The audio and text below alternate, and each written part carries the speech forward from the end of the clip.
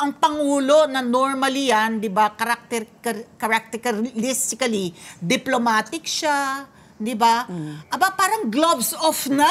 Bumanat ng bumanat at matindi yung mga banat niya dun sa mga kandidato ng mga kabilang partido. What do you make of that, Attorney Ed? Well, kasi kung titingnan mo si Pangulong Bongbong Marcos, normally calculated yung moves niya, no? Yung persona niya, kagaya nga ng sinabi mo, hindi naman ganoon, hindi siya combative, hindi siya aggressive, and yet, sa kick-off rally, nagbigla tayo, nagulat tayo, kumbaga is finally spoken. Sa tingin ko, may mga battled emotions siya, kasi may mga gusto siya sabihin noon pa. Battled emotions? Ano yung sabihin ng battled emotions? Nagtitimpi? Masama loob niya eh. Masama kasi ang loob niya, I would assume, precisely because, incessantly he's also been attacked. And for some reason, it was an opportunity for him na maglabas ng sama ng loob. So, idinamay niya na doon sa kanyang kick-off rally. Pero makikita mo, meron pa rin siya talagang restraint. Yun yung persona niya, hindi siya nagpangalan. Pero siyempre, yung mga binabanggit niya, wala namang ibang conclusion. Kundi isipin natin, ito patungkol sa mga Dutertes. Kumbaga, sa usapin ng libelo, may identity, kahit na hindi naman niya binanggit yung pangalan.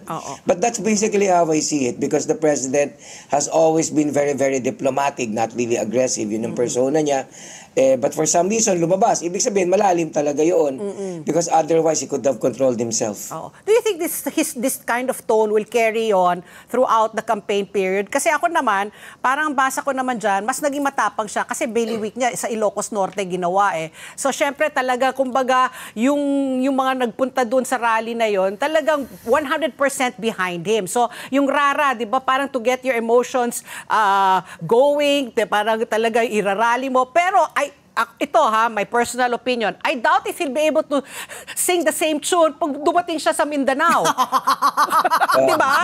Yan ang personal na observation ko. Kasi, syempre, iba yung malakas ang matapang ka dahil you're in home territory, home court yan diba? Pero pumunta siya sa Davao. Do you think he'll be able to sing the same tune? Siyempre, hindi niya magagawa yan. As I said, calculated naman palagi ang kilos niya. Yun ang persona niya. But ako kasi, maraming mga in the past, tinignan ko yung mga demeanors niya. He's not really very combative, and in fact, he would even stay away from conflicts.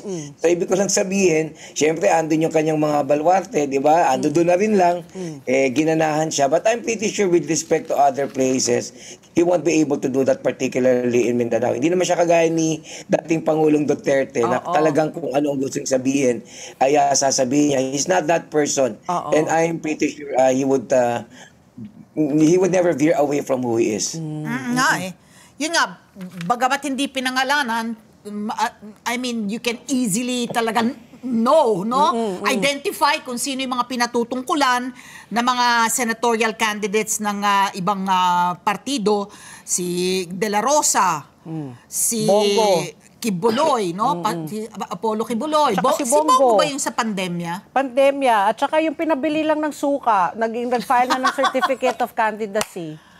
Pero yung pinadeliver lang ng suka, nag-file na ng certificate of candidacy. Kasi diba, what was his claim to fame? He was just always the sidekick. The sidekick, diba? Wherever the PRRD was, nandoon siya. Let's get together, Sunday 25, Sunday 25.